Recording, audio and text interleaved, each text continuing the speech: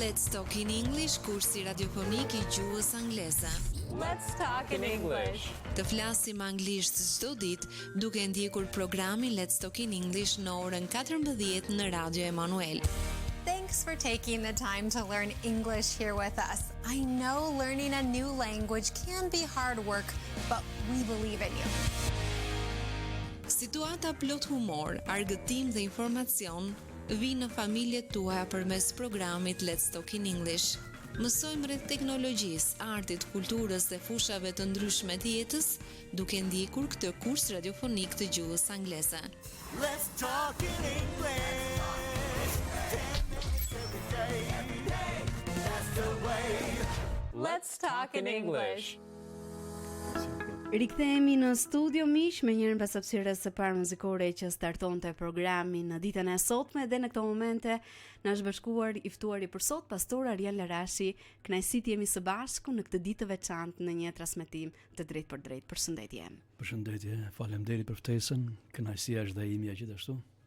Jemi në këtë të shtunë, në të shtunën e pritjes, por një shtunë e cila na përcjell patjetër shumë shpresë për atë që do të vi më pas. Prandaj më trego pak se si ka qenë kjo periudhë për ty, kjo javë për ty, për familjen tënde, cilat kanë qenë ato përjetime të cilat patjetër ti dëshiron të ndash edhe me gjithë ata që janë duke na ndjekur. Po ne kemi një zakon familjar që për Krishtlindje, Pashkët të gjithë si pjesëtar të familjes kalojmë një kohë reflektimi. Edhe për ne koha e reflektimit është shumë e rëndësishme, sepse për Pashkën sidomos ka një kuptim të veçantë, ka një kuptim që ashtu si Jezusi dha jetën e tij aty në kryq për të falur mëkatet tona, për të na dhënë një jetë tjetër, për të na bërë krijesa të reja, për të na futur në mbretërinë e tij, në familjen e tij, në përjetësi. Ashtu edhe ne duhet që vërtet të kalojmë një kohë për ulësie, lejimi të frymës së shenjtë, të fjalës Perëndis në mënyrë që të na prek, të reflektojmë, të pendohemi për ndonjë mëkat, të rrëfejmë ndonjë mëkat që ne ende sa kemi rrëfyer dhe vërtet marrim shenjtërimin. Vërtet atë darkë Zotit që mund ta marrim vërtet të pastër shpirtërisht, jo për dënimin ton. Ne dje kishim për shembull në kisha ungjillore në Korç, shërbesën e madhe të përkujtimit të vdekjes së Jezusit në kryq dhe mbas një adhurimi edhe një mesazhin ne morëm darkën e Zotit. Dhe rrjedhimisht kur merr darkën e Zotit, vjen përpara atë momenti me një pendim, me një reflektim, me një përulësi, në nështrim ndaj Perëndis dhe falënderim gjithashtu. Që jemi pjesë e trupit të Krishtit, jemi të falur, jemi të shenjtë, Zoti na ka shenjtëruar dhe aq më tepër në kohën e Pashkës le të meditojmë për këtë gjë, për këtë transformim shumë të madh që ai ka bërë në jetën tonë. Amin. Pastor, sot ne e përmenda edhe më herët do të ndalemi tek shpresa që marrim në këtë ditë të pritjes. Prandaj dua të pyes si e përkufizon shpresën dhe çfarë roli luan ajo në përgatitjen shpirtërore gjatë gjithë kësaj periudhe para Pashkës, gjatë gjithë kësaj periudhës para përgatitjes. Po. Në fakt Bibla thotë shumë qartë që Jezusi është shpresa jonë. Pra nuk ka shpresë tjetër përveç se Jezusit. Në qoftë se ti ke Jezusin, atëherë ti ke të gjithë shpresat, le ta quajmë kështu, ëh? Sepse njeriu ka shumë dëshira, ka shumë nevoja, ka kërkesa lutjesh që ai drejtohet Perëndis, por më e madhe është ajo që ne jemi shpëtuar nëpërmjet gjakut të Jezusit dhe kemi marrë faljen e mëkateve, jemi bërë njerëz të tjerë, kemi ndryshuar, kemi marrë jetën e përjetshme. Jemi ulur qysh tani në vendin qellore në Krishtin Jezus. Unë dua të kujtoj një moment nga jeta ime. Po, patjetër. Para 33 viteve ishte kohë Pashke. Ishte pikërisht dita e sotme, pra e shtunë për ditën e diel. Unë kisha bërë një lutje pendimi, pranimit të Jezusit kur isha refugjat emigrant në Itali në 91-shin. Aty ke dëgjuar për herë të parë për Jezusin? Po, në një kamp refugjatësh në pranë Napolit. Aty ka erdhur një predikues nga Aversa, një qytet që është në rrethinat e Napolit. Ka predikuar, unë ende kam njësim atë pastor, Daniel Bachman, quhet. Wow. Edhe po. Aty kam bërë një lutje, mirë po kur unë u ktheva, pastaj pas 11 muajsh u ktheva në Shqipëri. Nuk shkuam, nuk frekuentuam kisha në atë kohë sepse u punësuam. Kur u ktheva këtu kisha pikë pyetje, jam I shpëtuar apo jo? Më ka falur Perëndia për mëkatet e mia apo jo? Dhe kam nisur që në janar të 92-shit, muaj kur unë u ktheva nga Italia, një lexim kthim sërish në fjalën e Perëndisë. Isha vetë në shtëpi. Nuk e dija që kishte një kishë ungjillore këtu në Korçë, që ishte hapur. Dhe frymë e shenjtë më kanë prekur jashtëzakonisht për mëkatet e mia. Beso që edhe mëkatet më të thjeshta, më elementare, më vinin si një film përpara syve të mi, si një pamje përpara syve të mi, dhe një 5 lekë që kisha vjedhur në xhepat e babait për të blera kullora. Imagjino. Pra një prekje të thellë të frymës së shenjtë. Dhe çdo ditë jam penduar për mëkatet e mia, kam qarë me lot. Sot të prekur edhe të emocionuar. Po dhe prisja një moment. Një përgjigje. Ishte shtun. Ju luta Zotit, thash Perëndi, nëse ti vërtet je ringjallur prej së vdekurish, unë dua që sot ti të më japësh një ëndër. Dua që sot në këtë natë të shoh një ëndër që vërtet të kuptoj që ti më ke shpëtuar. Të dinën tjetër do të vini me shokët e mi janë ortodoks, edhe ata më kishin ftuar në kisha ortodokse, do fesoj për herë të parë në Shën Ilia, në kisha e Elias, këtu në Kodër, do fesoj për herë të parë në atë kohë, sepse ishte fillimi i demokracisë, një shërbes e fuqishme. Dhe gjithë Korça do të ishte atje. Me qerinj dhe ashtu ka qenë në fakt. Por ata më thanë, do të vish në kishë? Thash, po, patjetër do të vi. Mi po unë doja përgjigje nga Perëndia. Në atë mëngjes u zgjova nga ora 4 e mëngjesit. Edhe nuk pash një ëndër. U zgjova, thash, si ka mundsi Perëndi, pse nuk më dhe një ëndër? Që unë të besoja që vërtet jam i shpëtuar. Por ka qenë një nga pikpyetjet më të mëdha. Një nga pikpyetjet më të mëdha. E doja ta merja në mënyrë hyjnore, direkte.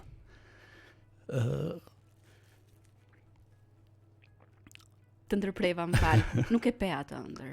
Nuk e more atë përgjigje. Atë moment besova në Zotin. Pra zgjodha të besoja në shkrimin e tij të shenjtë. Dhe citova disa pjesë nga shkrimi, thash, Jezusu, por unë e di, thash, që ti vdiqe në kryq pikërisht për mua. Unë e di që ti je shumë i dashur, që ti ati je shumë i mëshirshëm. Dhe unë besoj që ti vërtet më ke falur, o Zot. Edhe nëse ti nuk më dhe një ëndër, unë e besoj. Faleminderit për faljen time. Dhe në këtë moment, vegim me sy hapur, pash veten time në përpara një kishe, dhe ishte një fest shumë e madhe në qiell. Me fishek zjarre, beshe një fest shumë e madhe. Kremtoj dhe pash këlqim përpara kishës. Ndriçon të gjithë qielli. Dhe në këtë kohë unë fillova të hyja në kishë dhe unë gjita në një sallon të madh që është në katë të dytë, ishte në katë të dytë, dhe pash aty një sallon të shëndritshëm, të bardhë, dhe njerëz me rroba të bardha duke lexuar Biblën dhe duke ecur në sallon. Që ishin fëmijë të Perëndisë, sigurisht, njerëz të shpëtuar. Dhe thash, po unë dua ty atje, thash. Dhe ishte momenti kur do ngjitja në shkallën e fundit për ty në atë sallon. Dhe ishin 3 gra që unë besoj ato janë Maria Magdalena, Maria dhe Maria tjetër, pra 3 Mariat të cilat shkuan në ditën e ringjalljes së Jezusit dhe ishin dëshmimtare të ringjalljes së Jezusit. Që panvarin. Bosh. Dhe ato ishin përpara, domethënë tek dera, dhe unë thash, po unë jam me rroba civile, ata janë me rroba priftërore. Ata janë me rroba të bardha aty brenda. Si mund ty? A mund ty unë me këto rroba civile që kam? Me lejohet mua ty atje? Dhe ato po uan të treja me kokë. Po. Në kuptimin që dhe unë ngrita kemën për tyrë në sallon. Dhe atëra pa syt. Thash, faleminderit Zot. Dhe të nesme lexova që nuk ka gëzim të madh në qiell nëse një mëkatar i vetëm kthehet tek Perëndia. Është një fest. Është një fest e madhe. Kjo është shpresa. Pra kur ne jemi të shpëtuar dhe besojmë tek Jezusi, s'ka më shpresë më të madhe se kjo. Të falenderoj shumë për këto momente që ti ndave janë vërtet shumë emocionuese, por njëkohësisht tregojnë edhe gëzimin, shpresën që ne gjejmë tek Perëndia. Ne do të kemi një shkëputje të shkurtër muzikore, që edhe ne të dy të marrim paksa veten dhe do të vazhdojmë bisedën tonë në studio për të ndalur patjetër tek shpresa që ne marrim në këtë ditë të pritjes. Dhe pa humbur kohë, ndjekim këngën Për ulem, realizuar nga Kisha Ungjillore Libonik Maliq.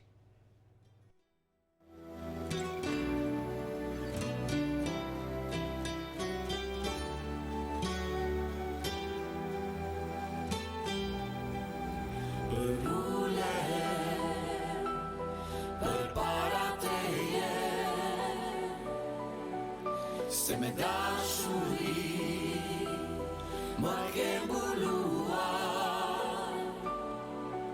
me anë të gjakut të atje në kryq më katin ti ke pastruar sa i humbur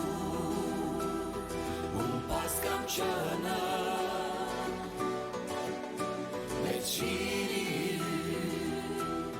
më ka ndryshuar dhe jetën të mbeti atje në kryq dhe gjithë kjo vetëm për mua o Zot sa fort ti mua më do o Zot sa fort ti mua më do sa fort ti mua më do o Zot sa fort ti mua më do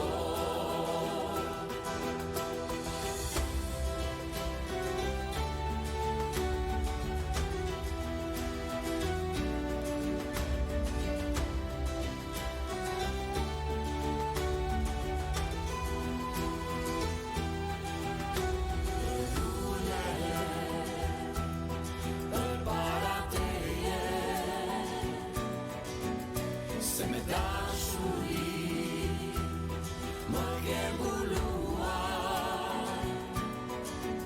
me anë të gjakut të atje në kryq më katin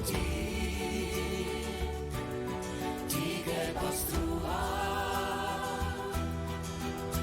sa i humbur unë pas kam qënë me qiri më ka ndryshuar dhe jetën të mbeti atje në kryq dhe gjithë kjo vetëm për mua o Zot sa fort ti mua më do o Zot sa fort ti mua më do o Zot sa fort ti mua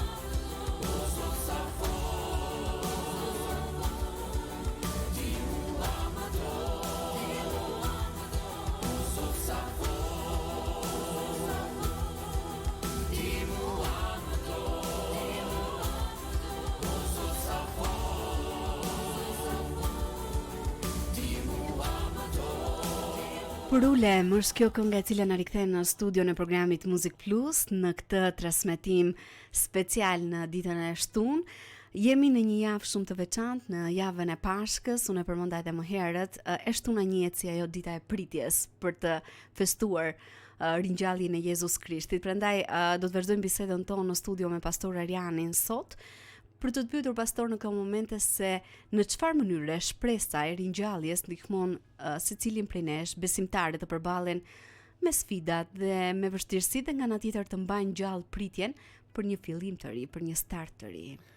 Unë do lexoj disa vargje në mënyrë që ta kuptojmë mirë këtë, është tek letra e Kolosianëve, kapitulli 2, pra vargjet 8 deri tek 15.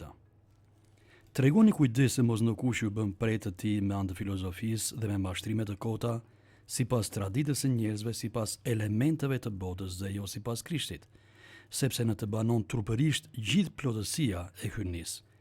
Dhe ju jeni të mbushur në të, i cili është kreu i çdo principate dhe pushteti, në të cilin ju edhe u rrethpret me rrethprerjen që nuk u bë me dorë, nëpërmjet zhveshjes së trupit mëkatar të mishit me anë të rrethprerjes së Krishtit, të varrosur bashkë me të nëpërmjet pagëzimit, ju edhe u ringjallët bashkë me të përmes besimit në veprueshmërinë e Perëndis që i ka ringjallur prej së vdekurish, dhe bashkë me të Perëndia ju dha jetë juve që ishit të vdekur në mëkate dhe në parrethprerjen e mishit, duke ju falur të gjitha mëkatet, duke fshirë dorëshkrimin e porosive që ishte kundër nesh dhe ishte kundërshtar, dhe e hoqi prej mesit, duke e mbërthyer në kryq, dhe mbasi i zhveshi principatat dhe pushtetet, i turpëroi botërisht, duke ngadhënyer mbi ata nëpërmjet tij. Çfarë pasazhi fantastike. E ka përmbledhur komplet shpresën. Pra, tek Jezusi është gjithë plotësia trupërisht e hyrnis, e Perëndis, e Atit Perëndi. Dhe ai na ka dhënë dhe ne plotësi. Dhe ai për çdo person që ka besuar tek ai, i ka dhënë faljen e mëkateve. Dhe kur ne kemi faljen e mëkateve dhe kemi shpresë, kemi një identitet të ri, jemi njerëz të transformuar, jemi po ata që ishim në fizik, jemi po ata që ishim në trupin tonë, me mendjen tonë që kemi patur, por fryma e shenjtë ka filluar të bëj banesën anë, kur ne besuam tek ai.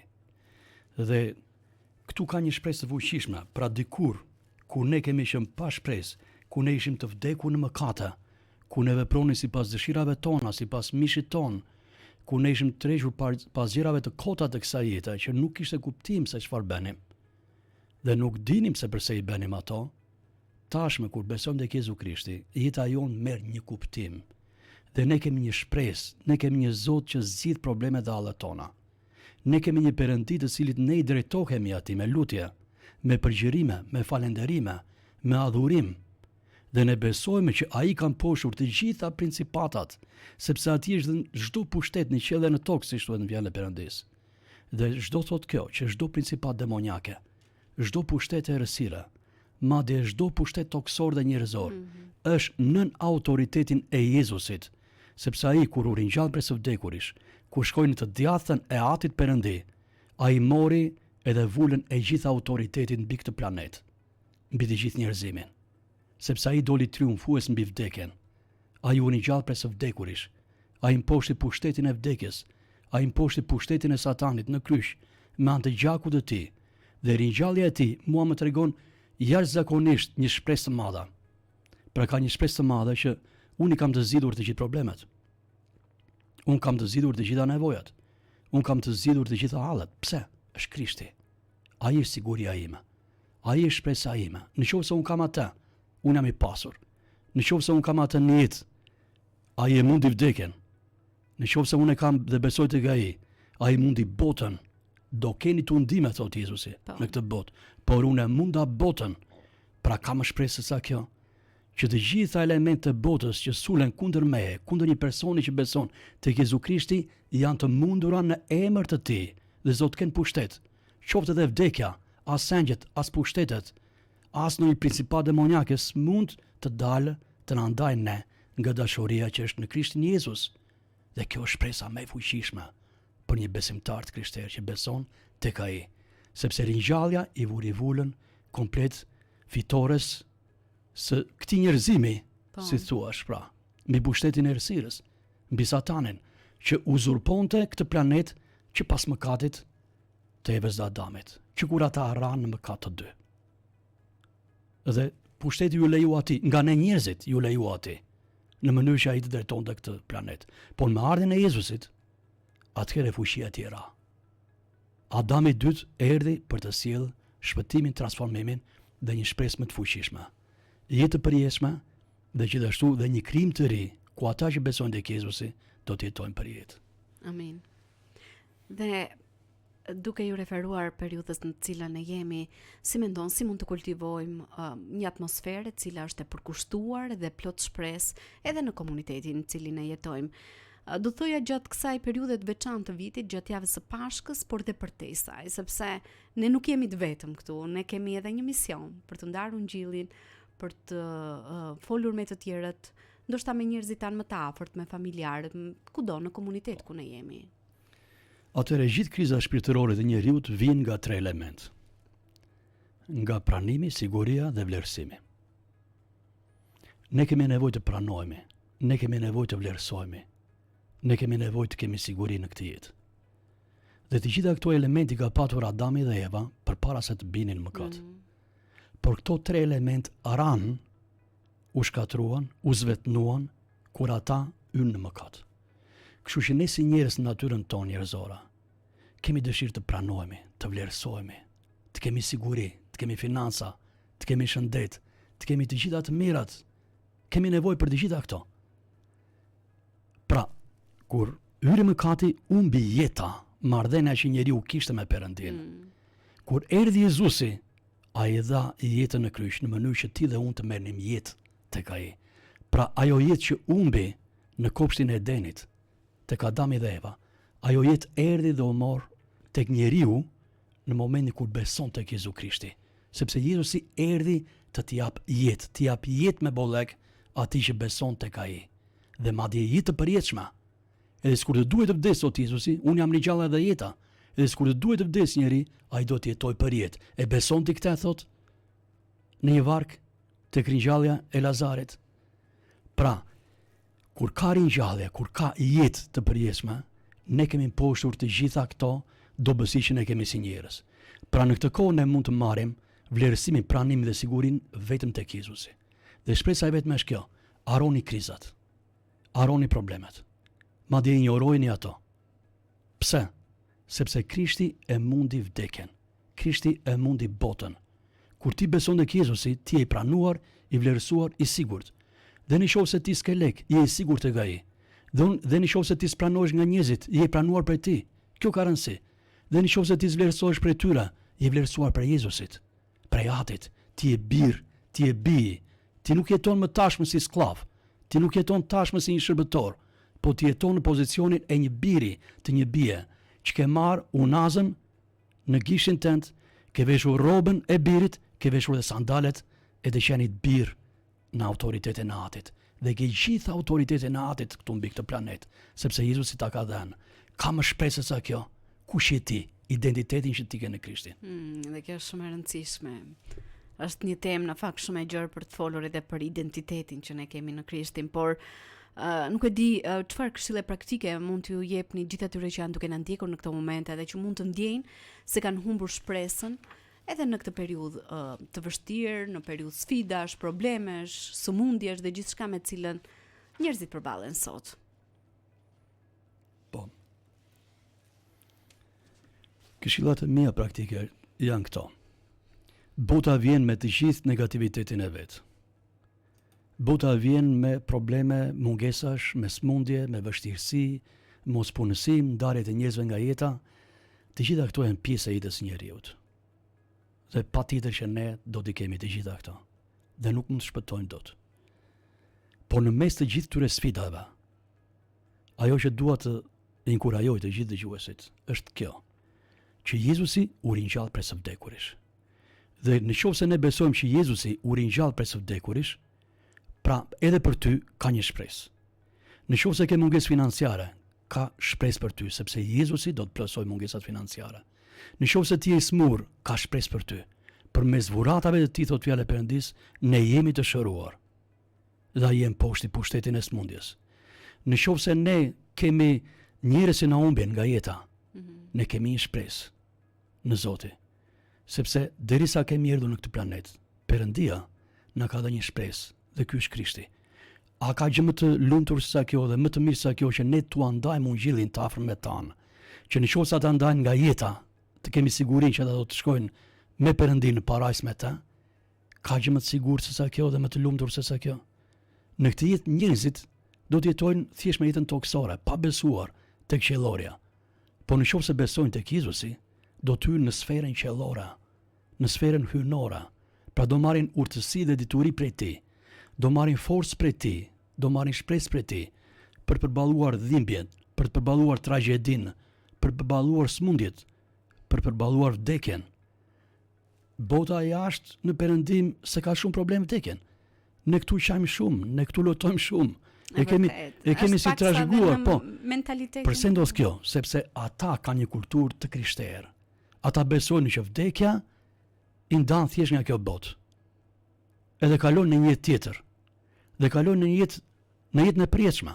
Ata që vdesin mbas, pra frymërisht shkojnë në jetën e përjetshme, në përjetësi bashkë me Perëndin, ata që besojnë tek Jezu Krishti. Pra kjo i ngushëllon ata. Dhe ata thonë që gjyqja ime jeton, babai im jeton, nëna ime jeton. Dhe nëse është ndar fizikisht. Dhe nuk loton aq shumë sa që ndodh tu me ne, që për javë të tëra, ndoshta dhe për muaj, kemi mendin tek ata njerëz që janë ndarë dhe qajmë dhe lotojmë për një kohë shumë të gjatë, ku ndërkohë, nëse ne besojmë tek Jezusi dhe ata që mund ndan nga jeta besojnë tek Jezusi, kjo tragjedi largohet shumë shpejt. Pra çdo problem, çdo hall, çdo nevojë e njeriu kalon shumë shpejt dhe realizohet vetëm duke besuar në fuqinë e ringjallëse të Jezu Krishtit, sepse ai e mundi botën. Ne do të vazhdojmë bisedën tonë në studio për të ndalur edhe më tepër tek tema që jemi duke trajtuar së bashku, por në këtë moment të shkputemi shkurtimisht për të ndjekur këngën Kjo botë kërkon për një hero. Rikthehemi vetëm pas pak me pastor Ariani në studio.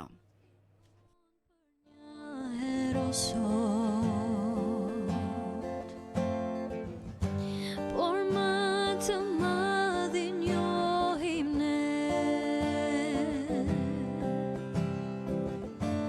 i plot fuqish mi mbret mi mbretën,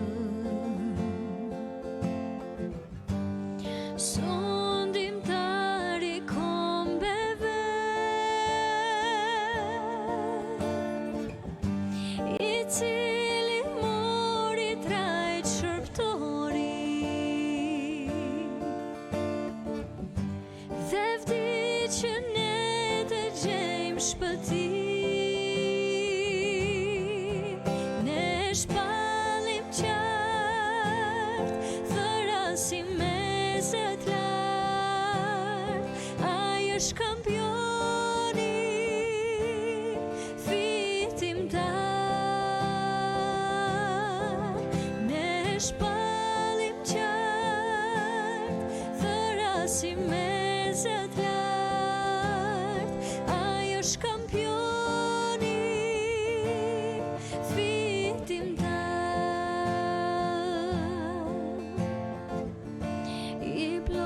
Fuqishmi është heroi, nga zgjedhja dhe vdekjes na çliroi, me Jezusin e s'kemi frikë më.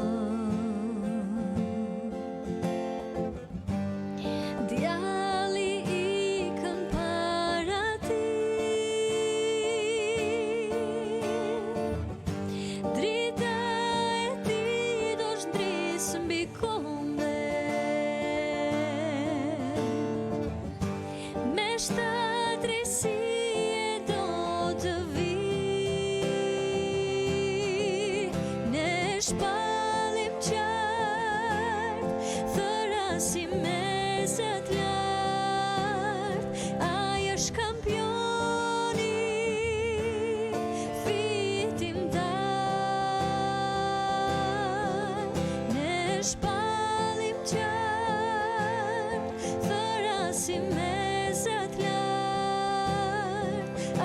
është kampioni, fitimtar. Ai është kampioni,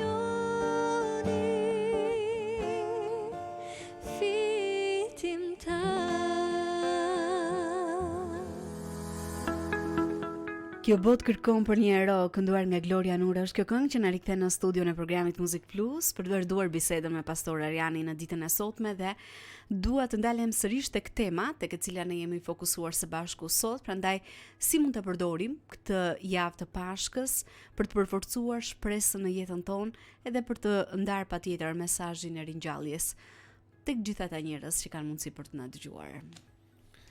Nuk ka kohë më të bukur se sa tani për të ndarë ungjillin tek njerëzit e humbur, sepse tani është më kuptim plotë se sa herët e tjera, sidoqoftë, ne çdo ditë duhet ta ndajmë ungjillin. Edhe madje me urgjencë. Pse me urgjencë? Ne po e shohim që në botë problemet poriten, ankthi poritet dhe në Danieli thuhet që në fund të epokës do të ketë ankth shumë të madh dhe njerëzit po i drejtojnë ankthit. Është vërtet. Ankthi është e kundërta e shpresës. Pra në qoftë se ankthi rritet, lufta në Ukrainë, edhe tjera luftra të tjera, Palestinë këtej. Pra në Gaza, smundje, viruse, të gjitha këto, në qoftë se hyn në rrjetet sociale menjëherë ti përballesh me ankthin. Menjëherë ti përballesh me e takoj filanin, domethënë kreun e filan shteti apo jo. Çfarë do të bëhet tani për paqen? Do bëhet një marrëveshje me paqen? Apo do ndodhe kundërta. U prish marrëveshja. Po çfarë do të ndodh? Tani po tregjet po ulen, po këte. Pra, pasiguri e madhe. Është një pasiguri dhe njerëzit mendojnë sikur financat ose mungesa e tyre ose fillimi një lufte, smundjet këto do të shkatrojnë gjithçka dhe nuk do të ketë një farë shpresa. Pra, ekonomia mbarboterore të bjerë, do të thonë njerëzit dhe ka pikpyetje. Pra kur ka një pikpyetje të tillë dhe ne jemi në një javë të tillë të Pashkës, atëherë nuk ka më përgjigje se sa kjo. Në qoftë se ti, vëllai i dashur, motre e dashur, beson tek Jezu Krishti, nuk ka shpresë më të fuqishme se sa kjo. Kur ai mposhti Satanin në kryq, ai ka mposhtur çdo luftë në këtë botë. Ai ka mposhtur çdo mangësi, çdo krizë, çdo virus, çdo smundje, çdo mosmarrveshje të njerëzve, çdo luftë midis kombeve, çdo mangësi, çdo rënje biznesi, çdo rënje e kursit të euros apo e dollarit apo që njerëzit e kanë merak për të aparatë, sidomos ata që punojnë në emigrim dhe mendojnë që sa kemi nxjerrë. Shikoni, ka shumë njerëz miliarderë në këtë kohë që një pjesë e tyre kanë humbur miliardat. Dhe ndoshta ata mund të mendojnë që po mbarova tani. Pra, po të ishim shumë të pasur dhe do të zhdukeshin këto miliarda tona. Kush do të ishte shpresa? Në qoftë se ne do të ishim në një luftë dhe do të zhdukeshe shtëpia jonë do të shkatrohej, mos ndodhte kur kjo. Prona jonë do të iknë, do të largoheshim si emigrant diku për të shpëtuar ne vetë fizikisht. Kush do të ishte shpresa jonë? Patjetër se kur përballesh me luftë nuk mendon më për aspektin material. Jezusi, Perëndia, krijuesi. Kur ne jemi në krijuesin dhe e njohim atë, ai jap rrugë edhe në det, siç ka ndodhur në dhjetën e vjetër. Ai jap rrugë dhe atij ku është e pamundur. Ai jap rrugë dhe në mes të luftës. Ai jap rrugë dhe në mes të smundjes. Ai jap rrugë dhe në mes të mungesave dhe të largimit të njerëzve më të afërm. Ai hap shpresë, hap rrugë. Pra kur ti e njeh ata dhe ke vënë shpresën vetëm tek ai. Dhe në këtë javë nuk ka gjë më të bukur se kjo që ne të ndajmë tek të gjithë njerëzit, sepse Krishti nuk erdhi vetëm për një pjesë njerëzish, vetëm për të krishterët që janë sot, apo ata me origjinë katolike, apo ortodokse. Erdhi për të gjithë. Erdhi për të gjithë njerëzit. Prindët e mi nuk ishin besimtar. Ata u ritën në një kohë ku nuk shkonin në institucione fetare, nuk ju lejohej. Thjesht besonin te krijuesi vetëm kaq. Me mua çfarë do të ndodhte? Unë nuk isha ortodoks. Ku do të shkoja unë? Nga prejardhja ime. Ku do të shkoja? Dhe vetëm një shpresë ekziston. Ndërmjesi midis njerëzimit dhe Perëndisë krijuesit është vetëm Jezu Krishti. Nuk ka dhënë Perëndia një ndërmjetës në këtë njerëzim, një profet tjetër apo një profet tjetër. Ka dhënë vetëm birin e tij Jezu Krishtin. Që kush beson tek ai, askush të mos humbas, Ai është udha, e vërteta dhe jeta. Askush nuk mund të vitë kati vetëm nëpërmjet meje, thot Jezu Krishti. Nuk thot nuk mund të vitë kati, nuk thot nuk mund të shkojë te kati, po thot nuk mund të vi tek ati. Domethënë, ai është atje pra natit. Pra është në të djathtë natit. Ajo që thamë edhe më Nuk mund të vi aty ku jam dhe unë, tek ati vetëm nëpërmjet meje. Kur besojmë vetëm tek Jezu Krishti. Dhe kjo është shpresa më e madhe. Kur ti njeh atin Perëndi, ti ke jetë të përjetshme. Dhe ke siguri. Dhe për këtë botë dhe për botën tjetër. Amin. Dhe pastor, le ta themi edhe një herë për gjithë ata që janë duke na ndjekur se cili është premtimi që ne kemi marrë me ringjalljen e Krishtit dhe si mund të presim të shpresojmë në Zotin kur bëhet fjalë edhe për të ardhmen tonë. Ajo është një ndër sfidat më të mëdha besoj të secilit prej nesh, edhe për shkak të pasigurive që sapo përmendëm. Po. Pak më lart. Ja çfarë thuhet në letrën e parë e Korintasve, kapitulli 15, që është një kapitull për ringjalljen e Jezu Krishtit. Dhe unë ja u sugjeroj ta lexoni këtë kapitull, shumë i bukur, dëgjues të dashur. Dhe do lexojmë nga vargjet 19 edhe më poshtë. Në qoftë se shpresojmë në Krishtin vetëm në këtë jetë, ne jemi më të mirët e të gjithë njerëzve. Por tani, Krishti u ringjall prej së vdekurish dhe u bë fryti i parë i atyre që kanë fjetur, domethënë që kanë vdekur fizikisht. Sepse ashtu si erdhi vdekja me anë të një njeriu, kështu erdhi dhe ringjallja e të vdekurve me anë të një njeriu. Sepse ashtu sikurse në Adamin të gjithë vdesin, kështu të gjithë do të ngjallen në Krishtin. Por secili sipas radhës së vet. Krishti fryti i parë, pastaj ata që janë të Krishtit në ardhjen e tij. Pastaj do të vi fundi e të tjera e të tjera. Shiko çfarë thuhet në fjalën e Perëndis. Po të besojmë tek Jezu Krishti vetëm për këtë jetë, do të jemi më të mirët. Por kur synimi, plani i Perëndis është shumë madhështor, është shumë madhështor. Pra me krijimin, kur e pa Perëndia që njeriu hyri në mëkat, ai menjëherë futi planin B, planin e dytë. Dhe do të krijojë një krijim të ri. Pra ti që beson tek Jezu Krishti, ke një shpresë që do të ringjallesh së bashku me Jezusin. Pra ringjallja e Jezusit ty të motivon, ty të jep shpresë, ty të jep forcë që ashtu si Jezusi u ringjall si njeri, jo vetëm që ishte Perëndi, po dhe si njeri, sepse ishte 100% njeri dhe 100% Perëndi. Pra ky person, Jezu Krishti Nazareas, u ringjall prej së vdekurish, kështu dhe ata që janë të tillë, dhe ata që besojnë tek ai, do ringjallen fizikisht në ditën e fundit, kur ai të vi këtu, dhe kur të ringjallen ata që fjetën në Krishtin. Pra ata që vdiqën duke besuar tek Jezu Krishtin, vdiqën fizikisht, dhe që tashmë janë në parajsë.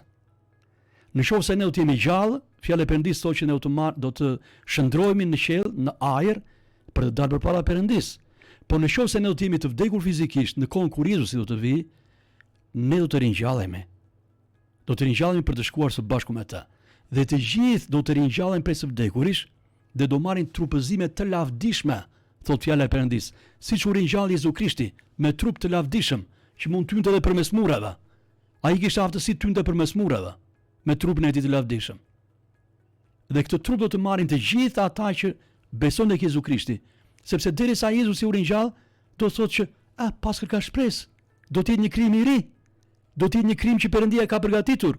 Kush? Toka e re dhe qielli i ri, Jerusalemi qellor, thot fjala e Perëndis. Që ne të gjithë të jemi pjesë e asaj toke të re dhe atij qielli të ri, me trupëzime të pavdekshme, ku ne të gjithë do të ringjallemi prej së vdekurish. Kjo është shpresa. Prandaj besoni tek Jezu Krishti.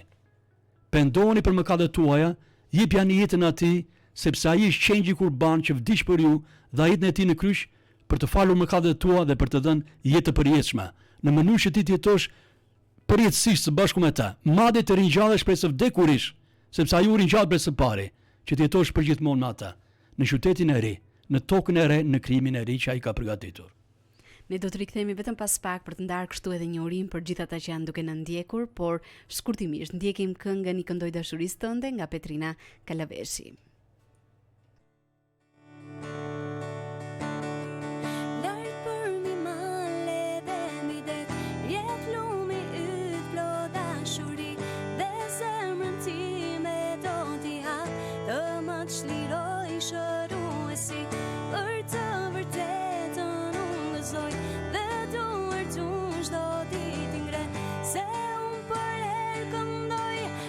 dashurin që zbriti, I këndoj dashuri së tënde, I këndoj dashuri së tënde, I këndoj dashuri së tënde, I këndoj dashuri së tënde.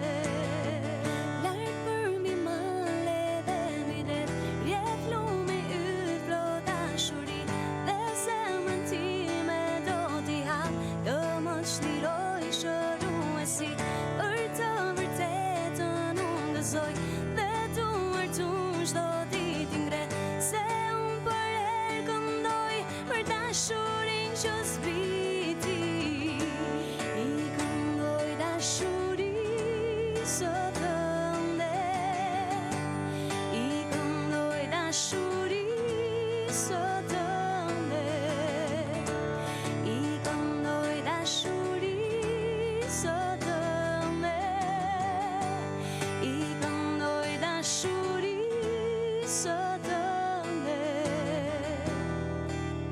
Dua të hedh valle, është marrëzi e di, kur bota dritën të ketë parë, do të kërcej me gzim, si të shkërcejnë tani, I këndoj dashuri së tënde, I këndoj dashuri së tënde, I këndoj dashuri së tënde, I këndoj dashuri së tënde, I këndoj dashuri së tënde, I këndoj dashuri së tënde, I këndoj dashuri së tënde, I këndoj dashuri së tënde. I këndoj dashurisë tënde, një tjetër hapësirë muzikore na rikthen në studio në programit Muzik Plus dhe pak nga pak po mbrim në fund të bisedës sonë me Pastor Ariani në ditën e sotme. Prandaj, Pastor, cili do të ishte një mesazh I fundit apo edhe një urinë që ke për gjithë ata që janë duke na ndjekur në ditën e sotme? Gëzuar Pashkën, në këtë kohë besoni gjithsecili se kush jeni ju, po flas për ata që besojnë tek Jezu Krishti, në identitetin që ju keni në Jezu Krishtin. Çfarë ka bërë ai për ju?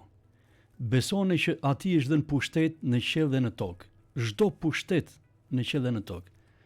Besoni që çdo principat e errët është nënshtruar dhe është vendosur nën këmbët e tij, dhe gjithashtu dhe nën këmbët e kishës të atyre që besojnë tek Jezu Krishti. Besoni që ju jeni triumfator dhe ju jeni fitimtar së bashku me të, sepse ai fitoi mbi vdekjen, mbi pushtetin e errësirës, mbi Satanin, mbi mëkatin. Ai e mposhti mëkatin atje në kryq. Ai të ka shfaqsuar ty nga mëkati. Prandaj mos lejo të dënosh vetveten nëse ti mëkaton ndonjëherë. Po shko tek Jezusi, rrëfej mëkatin, pendohu dhe pajtohu sërish me të, në një marrëdhënie më të ngushtë me të. Kjo është mënyra se si ti duhet të ecësh në jetë, sepse këtu është çelësi. Përmes Krishtit, përmes kryqit të tij dhe ringjalljes së tij, ne kemi jetë. Kur vim në kryq, në pendim, në rrëfim, ne pajtohemi me Jezusin. Dhe me ringjalljen e tij, ne marrim forca të reja, shpresë të re, rifreskim të marrëdhënies dhe ecje në marrëdhënie me të. Gëzuar dhe Zoti ju bekoft gjatë kësaj jave. Pastor, të falenderoj për gjithçka që ndave në ditën e sotme, gëzuar Pashkën dhe je gjithmonë I mirëpritur për të qenë pjesë e programit Muzik Plus, për të ndarë më tepër nga fjala e Perëndis dhe pse jo për të qenë një inkurajim për gjithë ata që na ndjekin. Faleminderit për ftesën.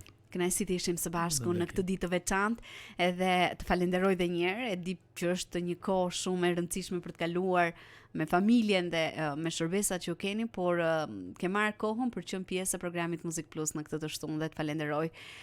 Në këto momente përfundojmë bisedën në studio me pastor Arjan Larasin. Do të ndjekim një tjetër hapësirë muzikore për të rikthyer dhe për të vazhduar së bashku për gjatë minutazhit të mbetur në ditën e sotme. Ndjekim Betejë i takon Zotit kënduar nga Marcel Firranj. Vazhdoni qëndroni në valët e Radio Emanuel.